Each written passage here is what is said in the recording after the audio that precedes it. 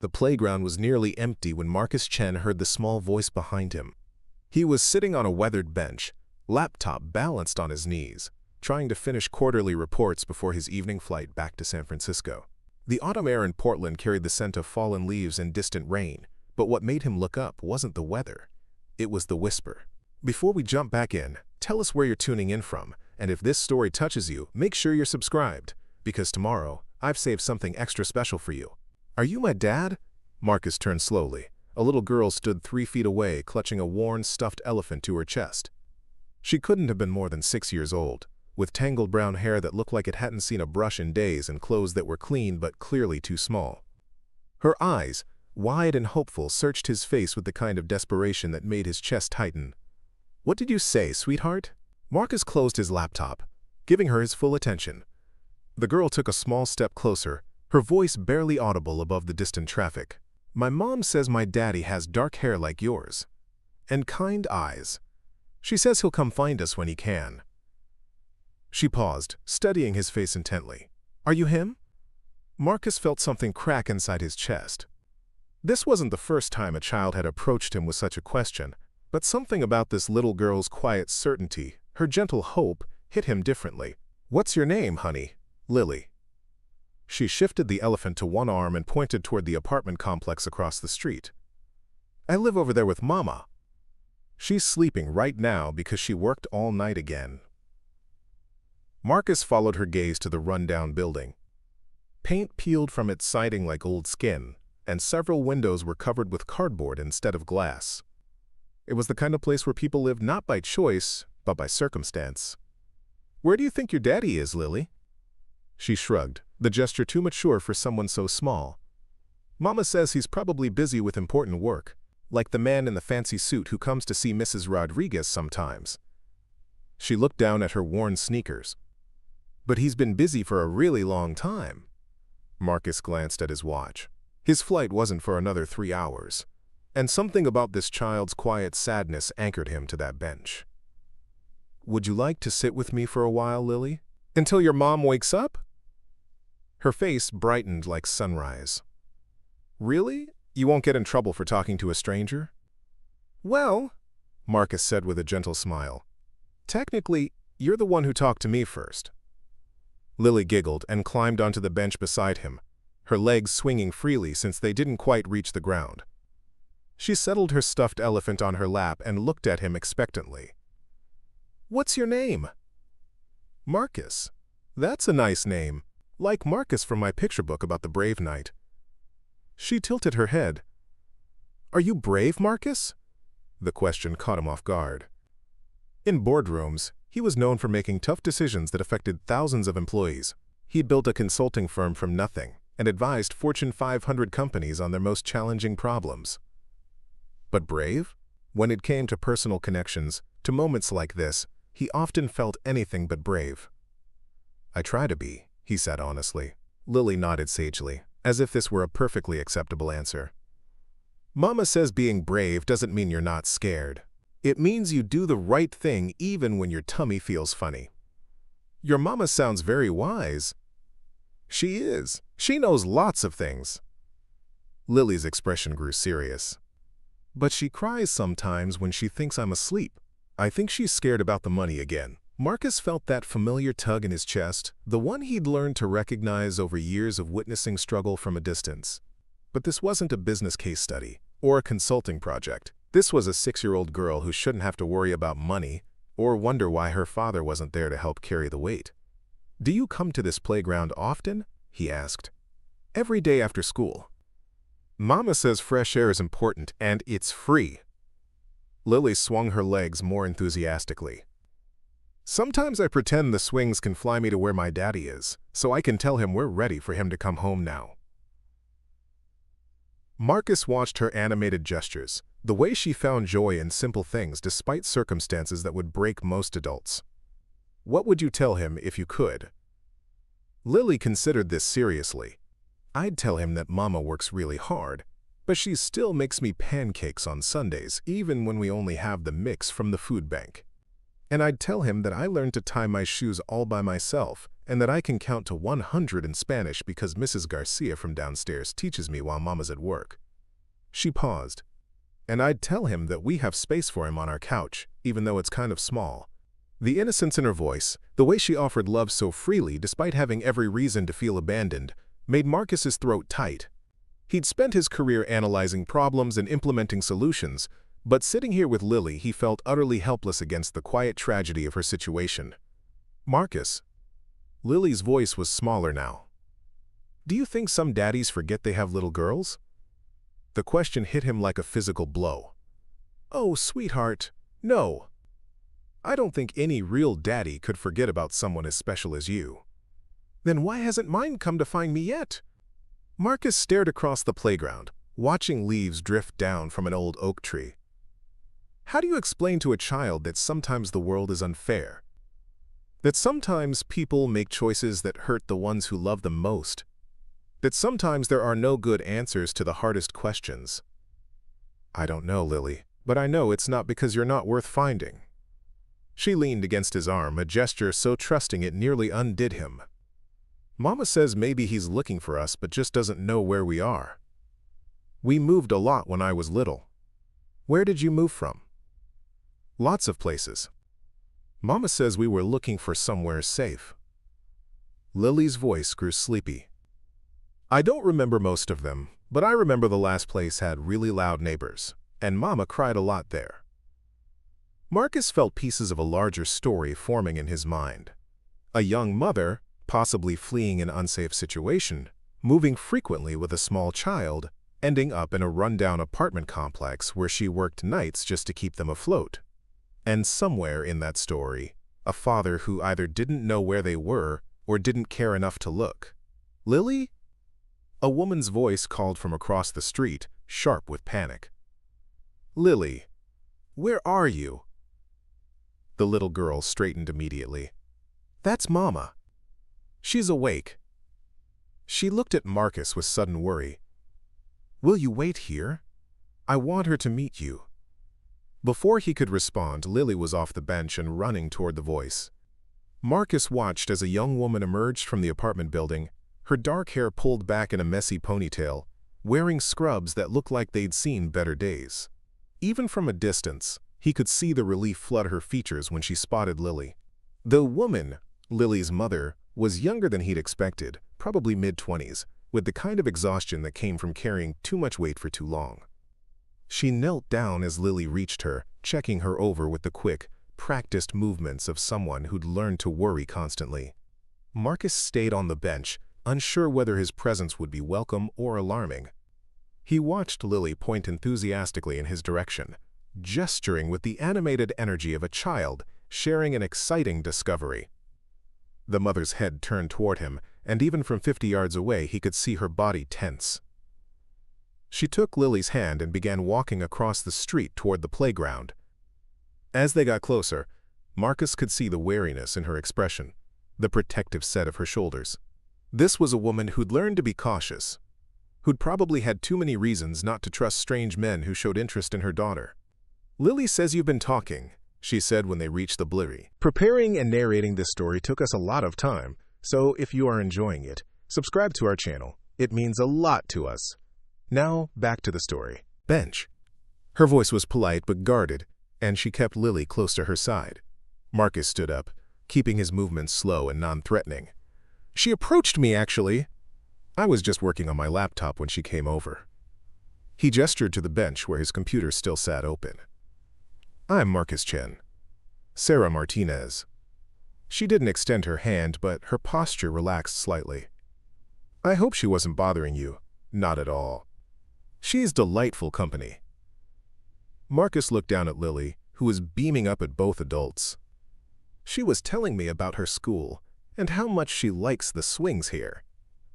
Sarah's expression softened as she looked at her daughter. The playground is one of her favorite places. It's safe, and it gives her space to be a kid.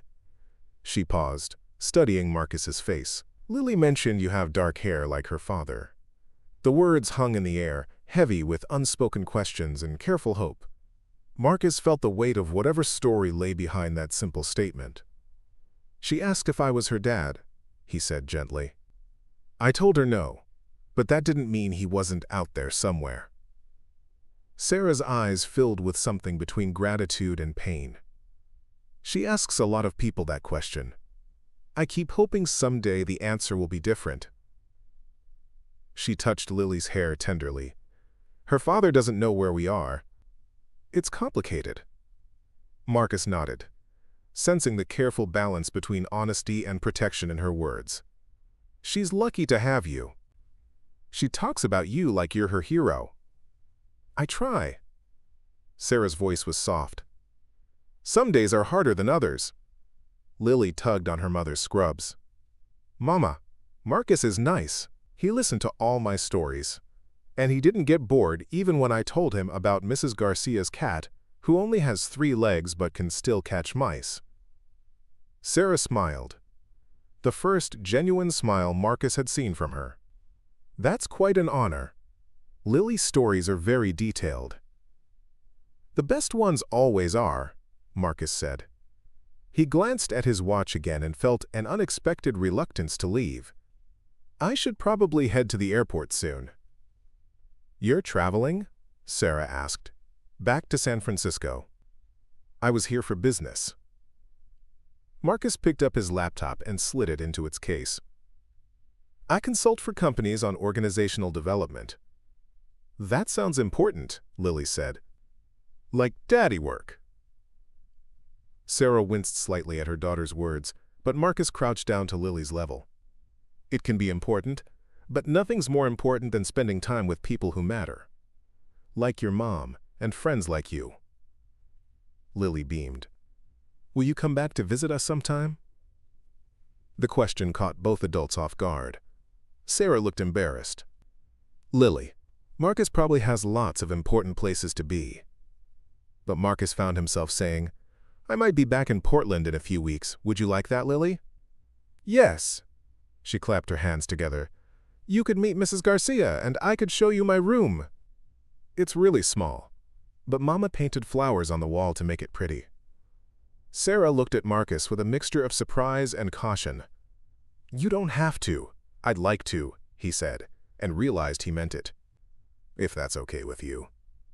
There was a long pause while Sarah seemed to weigh his words, searching his face for any sign of insincerity or ulterior motive. Whatever she saw there must have satisfied her, because she nodded slowly. Lily would like that. She doesn't get many visitors. Marcus pulled out his business card and handed it to Sarah. My number's on there. You can reach me any time if you need anything or if Lily wants to talk. Sarah looked at the card, her eyes widening slightly as she read the company name. Chen Strategic Consulting. This is your company? Yes. I've heard of your firm. You work with some of the biggest companies in the country. Marcus shrugged, suddenly uncomfortable with the focus on his professional success. Business is business. This matters more. Sarah studied him for a long moment, and he could see her reassessing everything about their interaction. Why are you being so kind to us? You don't even know us. It was a fair question, and one Marcus had been asking himself. Sometimes you meet someone who reminds you of what's important. Lily did that for me today. As Marcus walked back to his rental car, he could hear Lily chattering excitedly to her mother about their conversation. He found himself thinking about the little girl's question, "Are you my dad?" and the quiet desperation behind her hope. Somewhere out there was a man who had no idea what he was missing, or worse, who did know, and simply didn't care. The flight back to San Francisco felt longer than usual. Marcus stared out the window at the clouds below and found his thoughts drifting back to the playground, to Lily's trusting smile and Sarah's guarded kindness. He'd built his career on solving complex problems, but this felt different. This felt personal in a way that made him uncomfortable and energized at the same time. When he arrived home to his empty downtown loft, the silence felt heavier than usual. His apartment was beautiful. Floor-to-ceiling windows overlooking the bay, modern furniture, expensive art on the walls. But tonight it felt cold, sterile, like a magazine spread rather than a home. Marcus poured himself a glass of wine and stood at the window, looking out at the city lights. He thought about Lily's small apartment with flowers painted on the walls, about Sarah working night shifts just to keep them afloat, about a little girl who asked strangers if they might be her father because she needed to believe he was out there somewhere, looking for her. His phone buzzed with a text from his assistant, reminding him about his morning meetings. Another day of strategic planning, of helping other people's companies run more efficiently, of making decisions that affected thousands of lives he'd never see. It was meaningful work, but tonight it felt hollow compared to an hour spent on a playground bench with a 6-year-old girl who just wanted someone to listen to her stories. Marcus set down his wine and walked to his desk. He pulled out his laptop and began typing an email to his assistant, asking her to clear his schedule for the following Friday. He wanted to return to Portland sooner than he'd planned. There was something about Lily and Sarah that he couldn't shake, a feeling that he was meant to be part of their story somehow. He thought about Lily's words, that being brave meant doing the right thing even when your stomach felt funny. His stomach definitely felt funny right now, uncertain about what he was getting himself into. But for the first time in years, that uncertainty felt like possibility rather than threat. The next morning brought the usual chaos of meetings, phone calls, and strategic decisions. But throughout the day, Marcus found his mind wandering to Portland, to a little girl who counted to 100 in Spanish, and a mother who painted flowers on apartment walls to make them beautiful. He made his calls, reviewed his reports, and attended his meetings, but part of him remained on that playground bench, listening to stories about brave knights and three-legged cats. During lunch, he found himself researching child development organizations in Portland, wondering what resources might be available for single mothers like Sarah. It wasn't his area of expertise, but Marcus had always believed that every problem had a solution, if you were willing to look hard enough and invest the right resources. That evening, he called his best friend David, who lived in Portland and ran a successful tech startup. They'd known each other since college, and David was one of the few people who could call Marcus out when he was overthinking something. "You sound different," David said after they'd caught up on business. "What's going on?" Marcus told him about the playground, about Lily and Sarah, about the unexpected connection he'd felt to their story. David listened without interrupting, which was unusual for him. "So you're planning to go back and what, exactly?" David asked when Marcus finished. "I don't know yet. Maybe just visit, make sure they're okay, see if there's anything I can do to help." "Marcus, you realize how this sounds, right? Successful businessman becomes fixated on struggling single mother. And her child? It's either the beginning of a beautiful friendship or a restraining order." Marcus laughed despite himself. "When you put it like that, it does sound questionable. I'm not saying don't do it. I'm saying be careful about your motivations. Are you trying to save them, or are they saving you from something?" The question hit deeper than David probably intended. Marcus had been successful by any measure. His company thrived, his personal wealth continued to grow, his professional reputation was stellar. But lately, he'd been feeling increasingly disconnected from any sense of purpose beyond profit margins and efficiency metrics. "Maybe both," Marcus admitted. "Then go slow. And maybe start by figuring out what Lily's father's situation actually is. If there's a custody issue or safety concern, you don't want to accidentally make things worse." David's practical advice grounded Marcus in reality. He'd been so focused on the emotional impact of meeting Lily that he hadn't considered the larger legal and social complexities of their situation. If Sarah had moved frequently and seemed concerned about safety, there might be more to the story than he understood.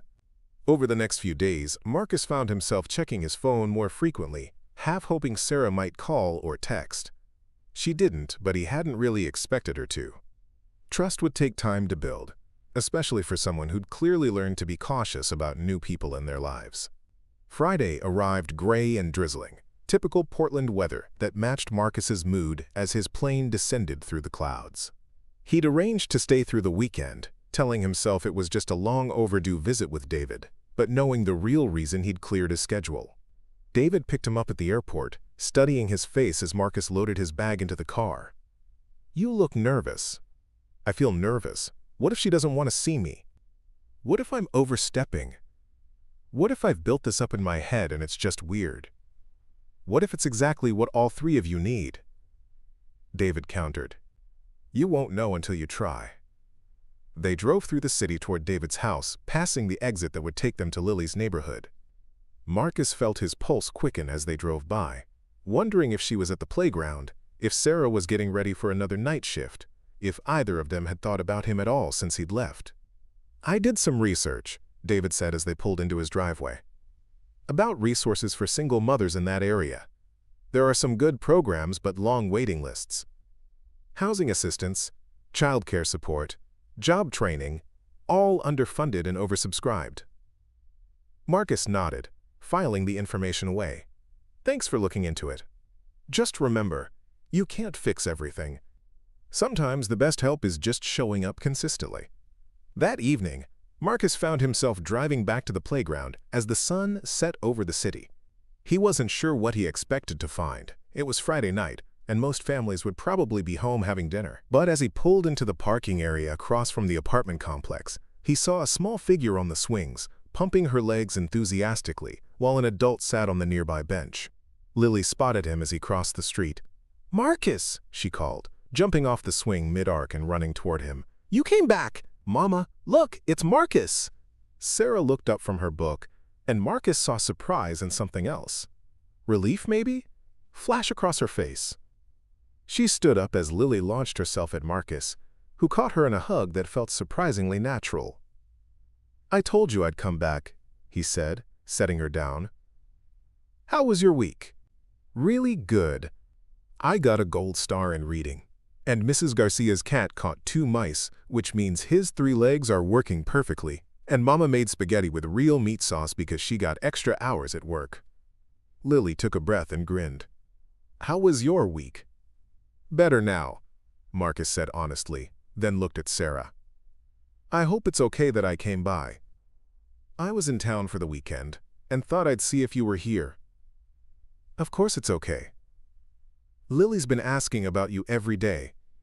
Sarah marked her place in her book and closed it. "She's convinced you're going to take her flying on the swings." "Can we try?" Lily asked hopefully. "I think if you push really hard, I might actually take off this time." Marcus laughed. "Let's see what we can do." For the next hour, he pushed Lily on the swings, helped her across the monkey bars, and listened to detailed updates about school, Mrs. Garcia's cat, and her latest picture book about knights and dragons. Sarah sat on the bench, occasionally calling out warnings about going too high or being careful, but mostly just watching with an expression Marcus couldn't quite read. As the light began to fade, Sarah gathered her things. "We should head home. I have to work tonight." "Where do you work?" Marcus asked as they walked toward the apartment building. "St. Mary's Hospital. I'm a nursing assistant on the night shift." Sarah shifted her bag to her other shoulder. "The hours are hard, but the pay is better than day shift, and it means I'm here when Lily gets home from school." "Who stays with Lily when you're at work?" "Mrs. Garcia from downstairs. She's retired and doesn't mind the company. Lily usually does her homework, has dinner, and goes to bed by 8. Sarah paused at the building entrance. "It's not ideal, but it works." Marcus could hear the defensive note in her voice, the need to justify choices that were probably born of necessity rather than preference. "It sounds like you've created a good support system." "We make it work." Sarah looked down at Lily, who was holding Marcus's hand and swinging it back and forth. "Lily, say goodbye to Marcus. We need to get you dinner before I leave for work. Can Marcus come up and see my room? I want to show him the flowers you painted." Sarah hesitated, and Marcus could see her weighing politeness against caution. "Maybe another time, sweetheart. Marcus probably has plans tonight." "Actually, I don't," Marcus said, "but only if you're comfortable with it. I understand if you'd rather not." Sarah studied his face for a long moment, then seemed to come to a decision. 5 minutes. Just to see the flowers. The apartment was exactly what Marcus expected. Small, clean, and filled with creative touches that made it feel like home despite its obvious limitations. Lily's room was barely larger than a closet, but Sarah had transformed it with hand-painted flowers climbing up the walls and gauzy curtains that caught the light from the single window. "See?" Lily said proudly, pointing to a particularly elaborate rose near her bed. "Mama painted them all by hand. She says they bloom all year round because they're magic flowers." "They're beautiful," Marcus said, meaning it. "Your mom is very talented." She can paint anything. She made the pictures in the living room too. Lily tugged him back down the hallway to show him a series of small canvases depicting scenes from children's books. A knight fighting a dragon, a girl in a red hood walking through the forest, a boy climbing a beanstalk toward the clouds. "These are incredible," Marcus said to Sarah. "Where did you learn to paint like this?" Sarah looked embarrassed. "Just something I picked up. Lily loves stories, and we can't afford many books, so I started painting her favorites instead." Marcus felt that familiar tug in his chest. The recognition of someone making magic out of scraps, creating beauty in spite of circumstances that would defeat most people. "Have you ever thought about selling your art?" "Who would buy paintings from someone like me?" Sarah asked with a self-deprecating laugh. "I'm not trained or anything. It's just something I do for Lily." Before Marcus could respond, Lily spoke up.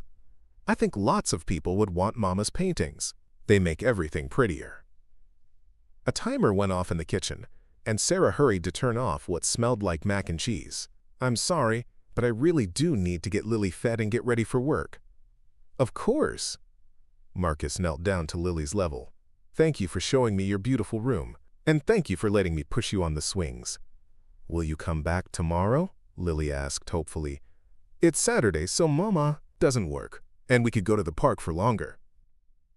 Marcus looked at Sarah, who was stirring cheese into a pot of pasta. "If your mom says it's okay."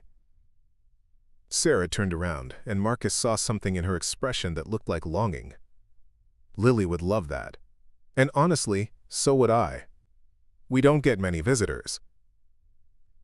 "Then it's a date," Marcus said, then immediately worried that his choice of words was inappropriate. But Sarah smiled, and the tension he'd been carrying in his shoulders eased. As he walked back to his car, Marcus could hear Lily chattering excitedly to her mother about plans for the next day. He sat in the driver's seat for a moment, processing what he'd just experienced.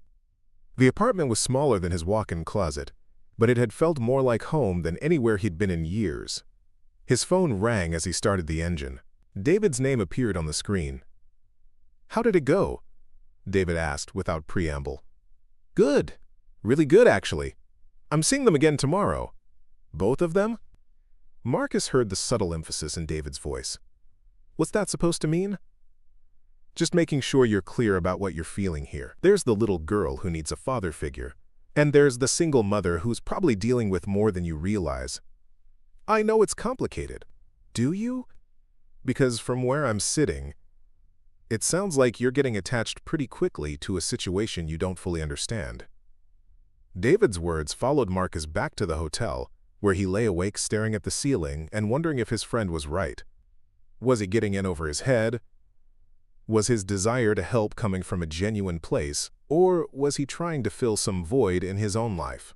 But when he thought about Lily's excitement over the flowers on her wall, about Sarah's quiet strength in creating beauty and stability despite overwhelming challenges, the questions felt less important than the simple truth that he wanted to be part of their lives, whatever that might look like. Saturday dawned clear and bright, the kind of Portland morning that made the city feel full of possibility. Marcus arrived at the playground to find Lily already there, spinning on the merry-go-round while Sarah sat on their usual bench with a cup of coffee and a book. "Marcus!" Lily jumped off the equipment and ran over. "I've been waiting forever. Well, not forever, but at least 20 minutes. 20 whole minutes? That is a long time." Marcus grinned and looked at Sarah. "Good morning. How was work last night?" "Long. But seeing this level of excitement first thing in the morning makes it worth it." Sarah gestured to Lily, who was practically bouncing with energy. "She's been planning activities for you since she woke up." "I hope you're ready for the grand tour," Lily announced. "We're going to see everything. The good swings and the broken swings. The tree with the hole where squirrels live. The place where someone painted a flower on the fence, and the spot where Mrs. Rodriguez feeds the stray cats." For the next 2 hours, Marcus received the most thorough neighborhood tour of his life. Lily introduced him to every interesting feature of the playground: several neighbors, 2 cats, and a dog named Buster who belonged to the elderly man who sold newspapers on the corner. Sarah walked beside them, occasionally adding details to Lily's enthusiastic commentary, but mostly just watching with an expression of contentment that made Marcus's chest warm. When they stopped for ice cream at a small market, Lily announced that she needed to use the bathroom and disappeared inside, leaving Marcus and Sarah alone for the first time since he'd arrived. "She's incredible," Marcus said, watching Lily through the store window as she chatted with the clerk about the different ice cream flavors. "She is. Sometimes I think she's the only thing that keeps me going." Sarah's voice was soft. The way she finds joy in everything, even when things are hard. "I don't want her to lose that." "Why would she lose it?" Sarah was quiet for a long moment. "Because life has a way of wearing people down. Especially people like us, who don't have much margin for error." "What do you mean?" "I mean that one major expense, one missed shift, one unexpected problem, and we could lose everything we've built here. That apartment, Lily's school, the stability we've found, it's all more fragile than it looks." Marcus felt a chill that had nothing to do with the October air. "Is there something specific you're worried about?" Sarah hesitated, then seemed to make a decision. "The rent's going up in January. Significantly. I've been trying to find a second job, but most places want someone who can work consistent hours, and my schedule at the hospital is all over the place." "How much is the increase?" "Enough that I'm not sure we can afford to stay. And moving means Lily changes schools again, loses Mrs. Garcia, starts over somewhere new." Sarah's voice caught slightly. She's had enough upheaval in her short life. Before Marcus could respond, Lily emerged from the store with 3 ice cream bars, her face glowing with pride. "I got one for each of us." "The man inside said the orange ones are the best, so that's what I picked." They sat on a bench outside the store, eating ice cream and listening to Lily's running commentary about the people walking by. She made up stories about where they were going and what their lives were like, turning every stranger into a character in an elaborate adventure. "That lady with the purple hat is definitely a witch," Lily announced, pointing to an elderly woman walking a small dog. "But a good witch, who makes soup for sick people and teaches cats how to read." "How do you know she's good?" Marcus asked. "Bad witches don't walk dogs. Everyone knows that." Lily said this with such authority that both adults laughed. "Where do you come up with these stories?" Sarah asked, brushing sticky fingers with a napkin. "They just come into my head, like the flowers you paint come into yours." Lily grinned at her mother. "Maybe I got story-making from my daddy, and painting from you." Sarah's expression tightened almost imperceptibly, but she managed a smile. "Maybe so, baby." Marcus caught the shadow that crossed Sarah's face and filed it away with all the other small clues he'd been gathering about their situation. There was definitely more to Lily's father's story than he understood, and whatever it was, it caused Sarah pain to think about it. As the afternoon wore on, they walked through the neighborhood, visiting the small playground at Lily's school and the community center, where she sometimes went for after-school programs. It was a modest area, working-class families doing their best with limited resources, but there was a sense of community that Marcus found appealing. "It's not fancy," Sarah said, as they paused outside the library where Lily liked to go for story time. "But it's safe, and people look out for each other. That matters more than having the newest everything." "I can see that. Lily seems to know everyone. She's good at making friends. Always has been." Sarah watched her daughter wave to the librarian through the window. "I worry sometimes that she's too trusting, too open. But I don't want her to become suspicious of everyone just because some people in our past weren't trustworthy." There it was again, another hint about whatever had led them to Portland, to this careful life built around safety and small joys. Marcus wanted to ask more questions, but he sensed that pushing would only make Sarah retreat. As the sun began to set, they made their way back toward the apartment complex. Lily had finally worn herself out and was dragging her feet, though she continued chattering about everything they'd seen and done. "This was the best day ever," she announced as they reached the playground. "Can we do it again tomorrow?" "I have to work tomorrow night, so I need to rest during the day," Sarah said gently. "But maybe Marcus can visit again soon." Marcus knelt down to Lily's level. "I'd like that very much. And maybe next time you can show me some of those books your mom painted for you."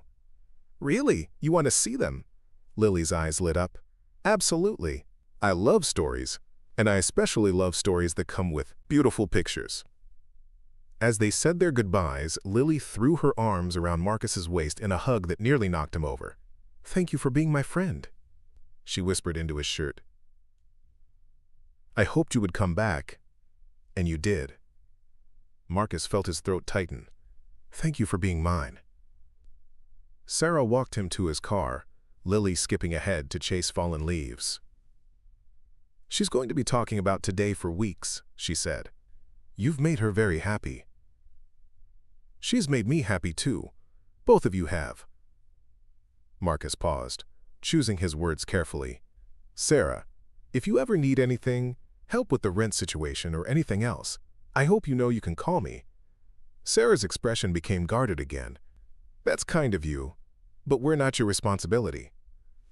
"I know that. But friends help friends, right? That's what Lily would say." Sarah studied his face for a long moment. "Why are you doing this? Really? I know you said Lily reminded you of what's important, but there has to be more to it than that." It was a fair question, and one Marcus had been asking himself all weekend. "The truth. I've spent years building a successful business, making money, checking all the boxes that are supposed to add up to a meaningful life. But somewhere along the way, I lost track of what actually matters. Your daughter reminded me in about 5 minutes what I'd been missing. And what's that? Connection, purpose. The feeling that what you do every day makes a real difference to real people." Marcus leaned against his car. "I make strategic decisions that affect thousands of employees, but I never see their faces or know their stories. Lily changed that for me." Sarah nodded slowly, seeming to accept his explanation, though wariness still flickered in her eyes. "Lily has that effect on people. She sees the world differently than most adults do." "How so?" "She believes in possibilities. Even when everything around us feels impossible, she finds reasons to hope." Sarah glanced back at her daughter, who was now collecting colorful leaves in a small pile. "When we first moved here, I was terrified. New city, no job prospects, barely enough money for the security deposit. But Lily looked at that tiny apartment and said it was perfect because it had windows that faced the sunrise." Marcus felt something shift in his chest as he watched Lily carefully selecting each leaf. "She told me her father has dark hair like mine and kind eyes. She's still looking for him." The change in Sarah's expression was immediate and painful to witness. Her face closed off, shoulders tensing as if preparing for a blow. "She doesn't understand the situation." "What situation?" Sarah was quiet for so long that Marcus thought she might not answer. When she finally spoke, her voice was barely above a whisper. "Her father was my college boyfriend. We were young, stupid, thought we were in love forever." She paused, watching Lily arrange her leaves in patterns. "When I found out I was pregnant, he seemed excited at first.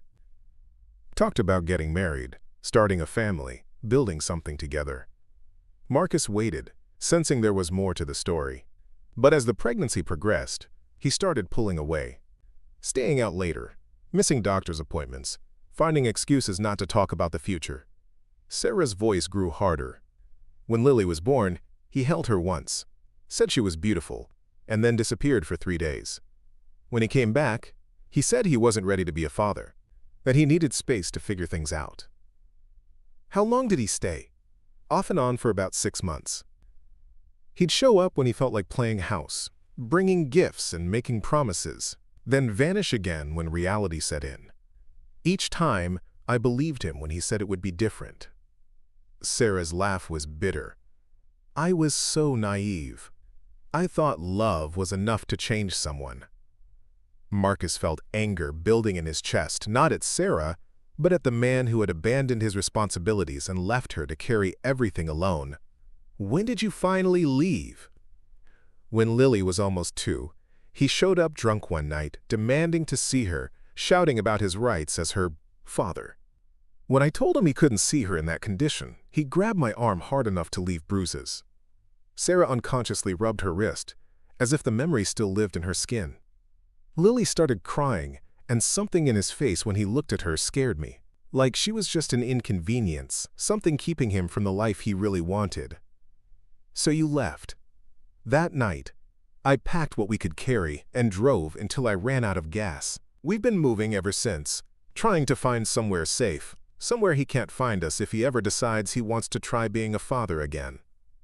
Marcus understood now why Sarah was so cautious, why she'd built their life around safety and stability. Does he pay child support?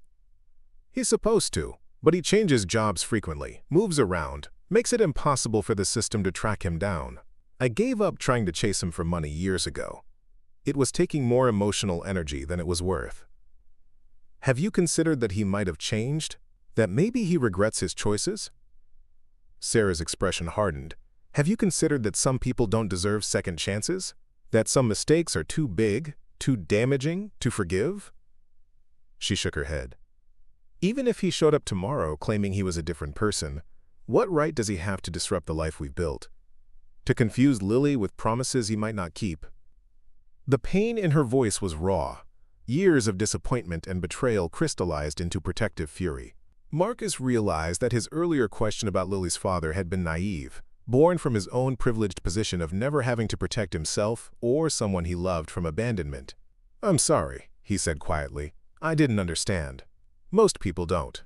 They hear single mother and assume it's some tragic story where the good man just hasn't found us yet. But sometimes the father being gone is the best thing that could have happened.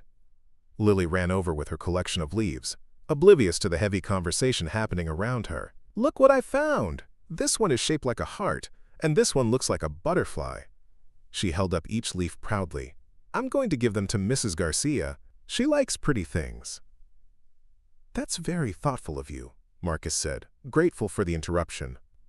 The weight of Sarah's story sat heavily in his chest, making him understand so much more about their careful existence.